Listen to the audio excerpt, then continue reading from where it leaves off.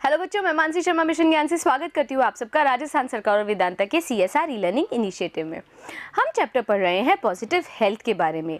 हम ये जान रहे हैं कि किस तरीके से हम शारीरिक और मानसिक रूप से स्वस्थ रह सकते हैं, और ये भी हम जान चुके हैं कि जानवर अपनी सूझबूझ का इस्तेमाल करते हैं, दवाइयों का नहीं, जैसा कि हम इंसान करते हैं। जानवर मोटे भी नहीं होते, क्यों? क्योंकि वो जितनी ज़रूरत होती है उतना ही खाना खाते हैं, और इसी कारण से इंसान को मोटापा आ जाता है क्योंकि वो ज़्यादा खाना खाता है। उसको नहीं पता कि उसकी शरीर की आवश्यकता कितनी है और उसे कितना खाना खाना है। चलो अब जानते हैं कि किस तरीके से हम लोग अपने स्वास्थ्य को, फिजिकल हेल्थ को, शारीरिक स्वास्थ्य को मेंटेन रख सकते हैं, बनाए रख सकते हैं। ईटिंग बिहेवियर, तो हमारा जो खाने का जो तरीका है वो कैसा होना चाहिए। We human beings seem to have lost the ability to monitor our own bodies in order to maintain health. हम इंसान ऐसा लगता है कि लॉस्ट कर गए हैं, मतलब भूल गए हैं वो एबिलिटी, वो क्षमता जिसके द्वारा हम निगरानी रख सके अपने शरीर की, ताकि हम स्वस्थ शरीर को बनाए रख पाए। We refuse to understand our own body signals. हम इनकार कर देते हैं समझने की हमारे शरीर के इशारों को, सिग्नल्स को, इशारों को, and tend instead to follow the advice of doctors or the media. और बजाय इसके कि हम अपने शरीर की बात सुने, हम फॉलो करते हैं एडवाइस, उस सलाह को मानते हैं जो कि डॉक्टर देते हैं या फिर मीडिया देती है। Sometimes, कई बार, overzealous parents force infants and small children to eat. कई बार अति उत्साही, overzealous मतलब अति उत्साही माँ बाप ज़बरदस्ती इन्फेंट्स को, यानी कि जो नवजात शिशु होता है उसको, और छोटे बच्चों को खाना खिलाते हैं। क्योंकि because it is feeding time, वो इसलिए ज़बरदस्ती खाना खिलाते हैं क्योंकि उनको खिलाने का समय हो गया है, not because they are hungry. और वो इसलिए नहीं खिलाते उन छोटे बच्चों को और नवजात को खाना क्योंकि वो लोग हंग्री हैं, भूखे हैं, बल्कि इसलिए खिलाते हैं कि खाना खिलाने का समय हो गया है। और children may be fed more than their bodies demand or need because some books dictates how much food a baby requires. और कई बार बच्चे को इसलिए भी ज़्यादा खिलाया जाता है ये जानने की बजाय कि उनके शरीर की कितनी ज़रूरत है, कितनी ज़्यादा उसकी डिमांड है शरीर की, ये जानने की बजाय फिर भी बच्चों को खिलाया जाता है क्योंकि कुछ किताबों ने डिक्टेट किया है, ये बताया है कि कितना खाना एक बच्चे के लिए ज़रूरत का होता है। तो किताबें क्या करती हैं, वो बोलती हैं इस उम्र का बच्चा, उसको इतना खाना खिलाना ज़रूरी है, और इस उम्र के बच्चे को इतना। तो बजाय इसके कि उस बच्चे के शरीर की हम क्षमता को समझे, बजाय इस बात के हम उन किताबों के पीछे पीछे चलते हैं, जो सलाह वो किताबें देती है हम वो मानते हैं और ज़बरदस्ती बच्चों को खिलाते हैं। As a result, children may grow up ignoring important signals until finally these signals become weak.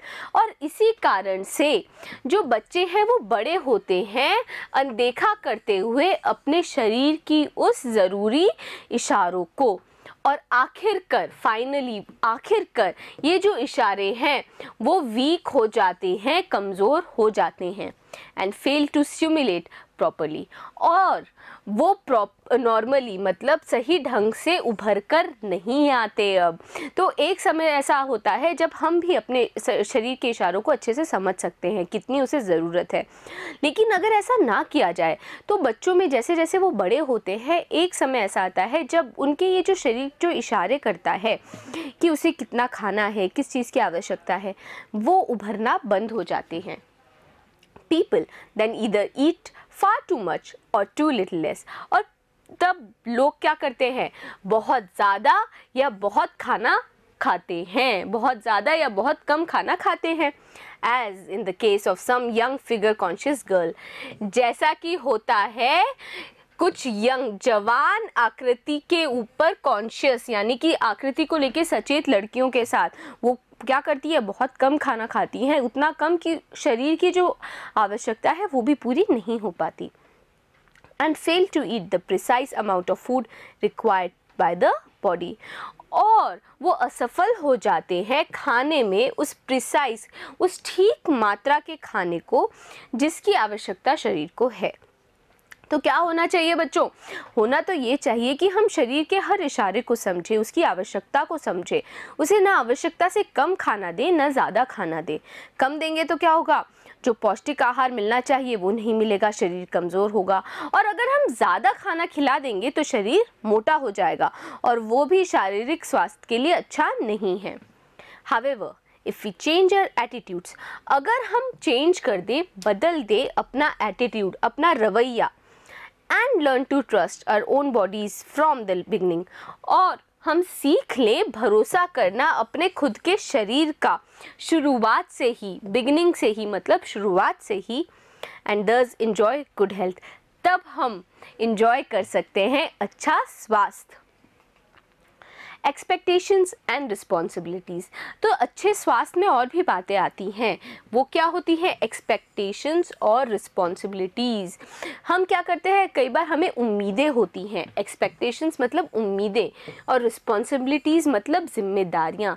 तो अब हम ये जानने वाले हैं कि उम्मीदें और जिम्मेदारियाँ किस तरीके से हमारी पॉजिटिव हेल्थ पे असर डालती हैं। By instinct, most parents love and care for their children. तो इंस्टिंक्ट वैसे तो क्या होता है? सूझबूझ।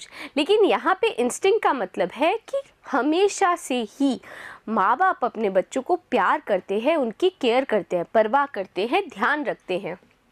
Yet, very often, their expectations and ambitions put too much pressure on the children.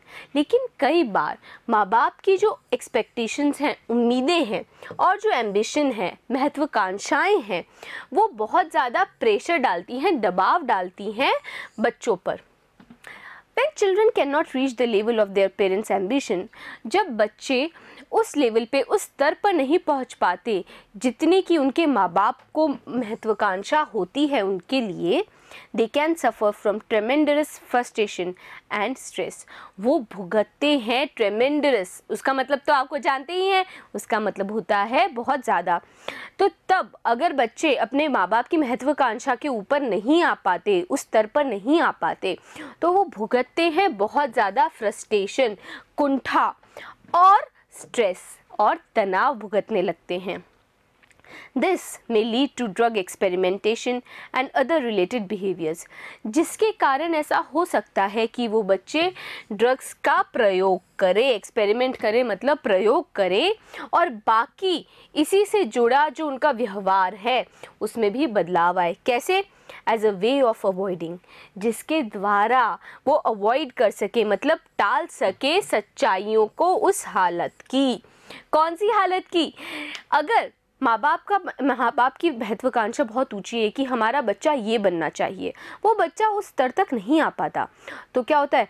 वो बहुत ज़्यादा निराशा में चला जाता है, कुंठा आ जाती है उसके मन में और वो बहुत ज़्यादा तनाव में रहता है।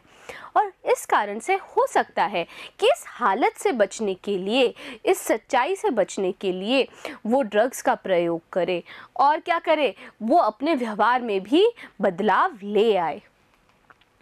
From the beginning, children should be allowed to develop in their own natural happy way within the control of parental love. तो शुरुआत से ही बच्चों को ये अलाउड होना चाहिए, बच्चों को ये आज्ञा होनी चाहिए कि वो अपने तरीके से ही अपना क्या कर सके? विकास कर सके, अपने तरीके से ही वो विकास कर सके, उनके ऊपर दबाव नहीं होना चाहिए। Within the control of parental love, और उस विकास के अंदर भी काबू होना चाहिए माता पिता के प्रेम का। गाइडेंस होनी चाहिए, यानी कि क्या होना चाहिए? मार्गदर्शन होना चाहिए माता पिता का।